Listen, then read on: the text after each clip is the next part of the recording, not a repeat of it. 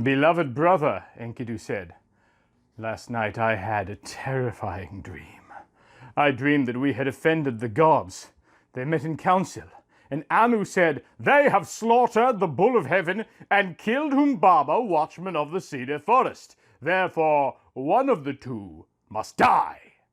Then Enlil said to him, 'Enkidu, not Gilgamesh, is the one who must die.' Enkidu fell sick. He lay on his bed, sick at heart, and his tears flowed like streams.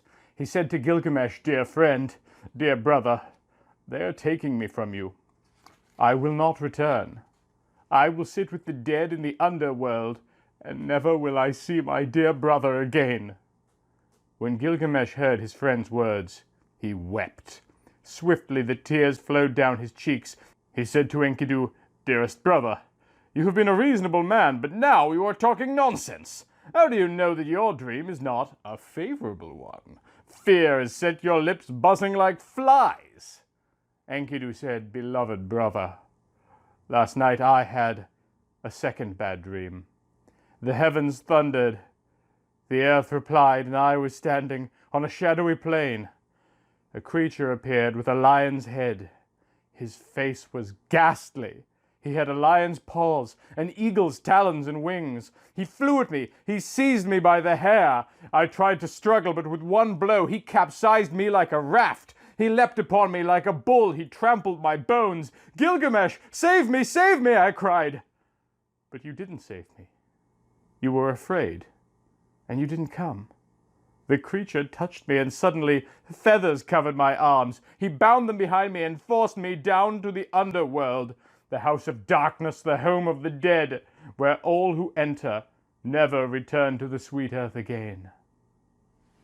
Those who dwell there squat in the darkness. Dirt is their food, their drink is clay. They are dressed in feathered garments like birds. They never see light, and on door and bolt the dust lies thick. When I entered that house, I looked, and around me were piles of crowns. I saw proud kings who had ruled the land, who had set out roast meat before the gods and offered cool water and cakes for the dead. I saw high priests and acolytes squatting, exorcists and prophets, the ecstatic and the dull. I saw Etana, the primeval king, Sumukan, the wild animals god, and Ereshkigal, the somber queen of the underworld. Beletseri, her scribe, was kneeling before her, reading from the tablet on which each mortal's death is inscribed. When the queen saw me, she glared and said, 'Who has brought this new resident here?' Gilgamesh said, 'Though it sounds bad, this dream may be a good omen. The gods send dreams just to the healthy, never to the weak. So it is a healthy man who has dreamed this. Now I will pray to the great gods for help.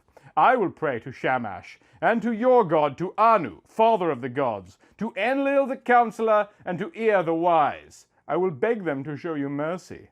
Then I will have a gold statue made in your image. Don't worry, dear friend. You will soon get better. This votive image will restore you to health.'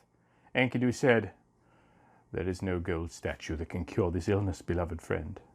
What Enlil has decided cannot be changed. My fate is settled. There is nothing you can do.' At the first glow of dawn, Enkidu cried out to Shamash. He raised his head, and the tears poured down his cheeks. 'I turn to you, Lord, since suddenly fate has turned against me, and for that wretched trapper who found me when I was free in the wilderness, because he destroyed my life, destroy his livelihood. May he go home empty. May no animals ever enter his traps, or if they do, may they vanish like mist. And may he starve for bringing me here.' After he had cursed him to his heart's content, he then cursed Shamhat, the priestess of Ishtar. 'Shamhat, I assign you an eternal fate. I curse you with the ultimate curse. May it seize you instantly as it leaves my mouth. Never may you have a home and family, never caress a child of your own. May your man prefer younger, prettier girls. May he beat you as a housewife beats a rug. May you never acquire bright alabaster or shining silver, the delight of men. May your roof keep leaking and no carpenter fix it. May wild dogs camp in your bedroom. May owls nest in your attic. May drunkards vomit all over you. May a tavern wall be your place of business. May you be dressed in torn robes and filthy underwear. May angry wives sue you. May thorns and briars make your feet bloody. May young men jeer and the rabble mock you as you walk the streets. Shamhat, may all this be your reward for seducing me in the wilderness when I was strong and innocent and free.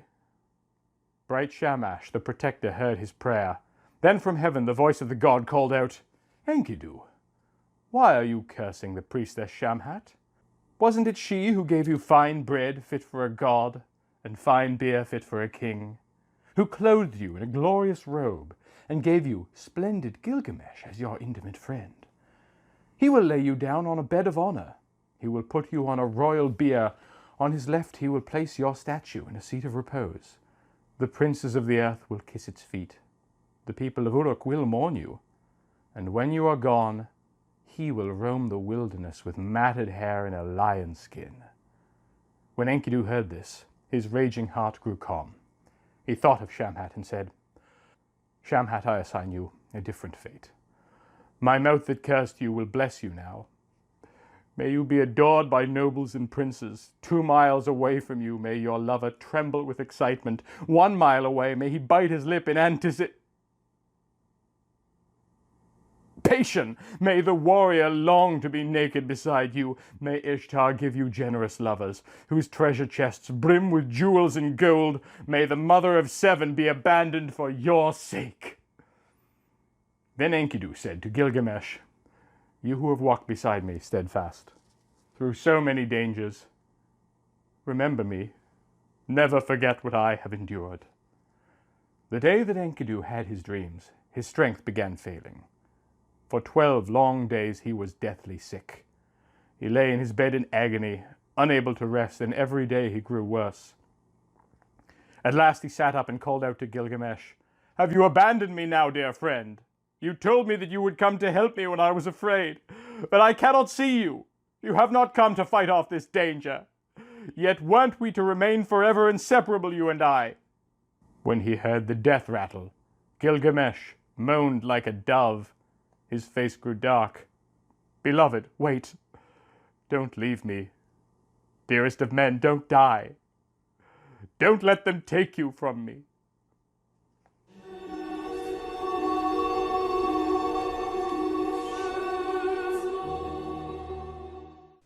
Aw, I'm sad now. One of our main characters has died.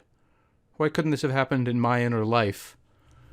Well, if you would like to support the show, please like, comment, subscribe, all that fun stuff. And if you really, really want to support the show, please consider heading over to my Patreon and throwing me as little as $1 a month, like all these cool people do, particularly Michael Fattori and Break System BSE. And thank you for watching.